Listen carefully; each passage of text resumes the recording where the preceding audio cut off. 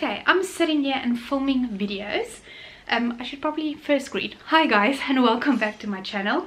I'm sitting here and filming a little bit of videos because I'm going on holiday if everything goes well. I'm actually busy packing. I have my bag here, and I have like a list every time, like when, I don't know if you can see, probably not, but I have a list here every time when people like mention something. I will make a list. And I just made a video on the 30% ruling, like very quickly. I think it's like 7 minutes. So if you want to go and watch that, please go and watch that. I just spoke about like who's eligible for it, for how long does it last, and what happens when you change employees, what's the benefits and all those things. Employers, I mean.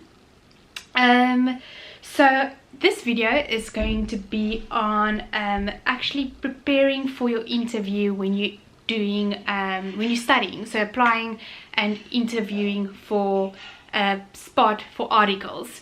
So actually a few people have asked me for it. So basically I'm just going to speak about my experience, how it worked, when I went, and how you should reach out to companies. So basically what I did is I went in my second year of studies. I reached out to one of the big 4 companies to go to one of their interview rounds. Some of the people, I must say, go in grade 12, so matric, year 12, whatever you call it. They go to those companies. I think they go to several schools, like the big schools, the popular schools, and then you have a chance to also go for interviews. But that's more like if you want a bursary through them, because then they pay for your studies and then you work back 3 years, and that bursary then you need to go work for them. That's how you pay back the bursary. But yes, I went in my second years of studies, and I basically I was in a hostel or sorority, whatever you call it, and I have obviously like chartered accountants or people studying for chartered accountancy above me. And the one girl went at this company and she said like she really liked it. She signed there. I was like, okay, cool, I will also try there. I didn't have like a specific company in mind yet. I just heard from her and I was like, I'm gonna give it a try, and it was one of like the bigger ones, more popular one. And it was between two. The one was too formal for me and what I've heard from, and this one, she was just like really good culture, very good environment.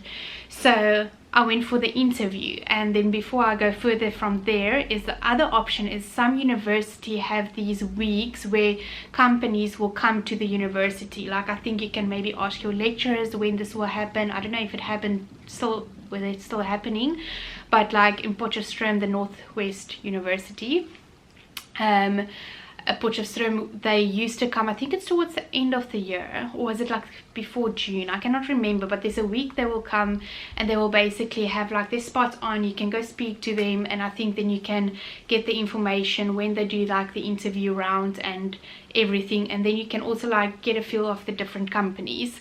And at the time the bigger companies were EY, PwC, Deloitte, KPMG, but I know there's like Grant Thornton, there's Baker Tilly's, there's like a lot of other places. So yeah, so then that's also an avenue. Or you can just go on their websites and see at careers or vacancies, and maybe get in contact with someone from HR and just say you're busy studying for your chartered accountancy and you want to be able to come for an interview. They have more information, so that's also a possibility.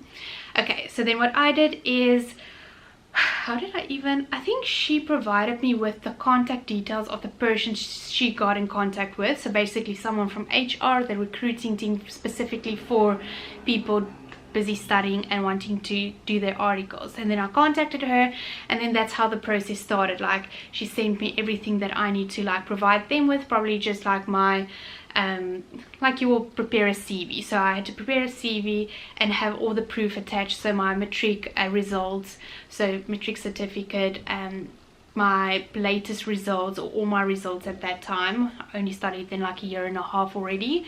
And then like all your hobbies and other things you did, like basically just all your big achievements from school and currently at university, any like side things you do.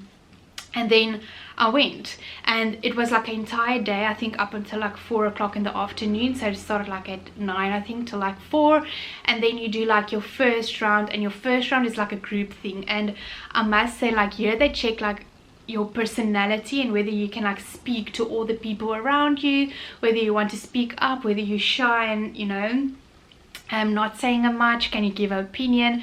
So what I can remember, we all went in a boardroom. We were divided in groups, but there were probably like 10 to 12 people per group, and then they gave like a case study, and they would like read it and then ask your opinion. What do you think? I cannot remember what it was based on, but it was like a thing you could give opinion on. So then everyone would speak, and obviously you have those girls that straight away can jump in and say something. I don't even think I said anything, and if I did say anything, I probably just like agreed with what someone else said, because I wouldn't like, I remember I was not one to speak first, and then they already like said all the good points, so I was just like, oh yes, I do agree with this. I can remember I like said something, but not like something new and very like, you know, bang on the point. So don't also be too hard on yourself. If nothing comes to mind, don't say something, or if someone said something that you thought of, like repeat that, or just repeat it and add on, but don't be hard on yourself if you didn't know something. Like, everything needs to happen and go, you know, how it should go. And then after that you go back like to the eating area, and then we went on a 2-on-1. So then you go with another another person that's also there for an interview, and you go with that person, and sorry, there's 2 then people from the company you are wanting to be employed by. So then they interview, so it's 2-on-2, and I remember they asked questions on ETOL, and I think whether I agree on it and whether they went on the right approach of doing it. And at that time I didn't know what ETOL was. I wasn't Bosch, I didn't read news, I didn't know what was going on in Johannesburg with the ETOL. The girl next to me, she knew everything. She gave an opinion, and I was just like, yes, what she said. Like, I literally didn't have any opinion. I think I said like one thing like that, to do like they should have done a survey to see. I basically gave like a dumb answer. So that one really didn't go well for me, and the first one was also not very impressive. And then the last round was 1-on-1. So that's where they ask you like maybe like a technical thing. They will ask you like, yeah, what's the latest standards, and what did you last learn from like the latest standard. And I remember it was IFRS 9. So I just like mentioned something new about that.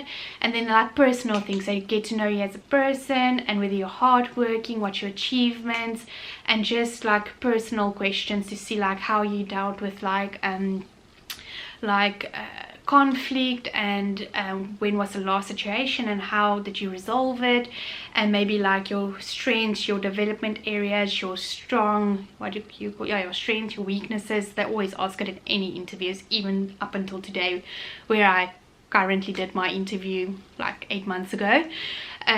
So yeah, so that's basically the 3 rounds. So I think it would still be similar. It's always like they put you in groups, then it's like more like on the spot, but still like in a group, but more intense, and then 1-on-1. And I think I made up for my thing on the 1-on-1. I was just myself, and I think she could then see, okay, who I am as a person. And luckily my results from matric and currently up until that point from university was very good. So I really think my academics pulled me through, and then like that last interview. So yes, that's technically the process what I went through, and it might be similar still at the big 4 companies. I think it would be very similar.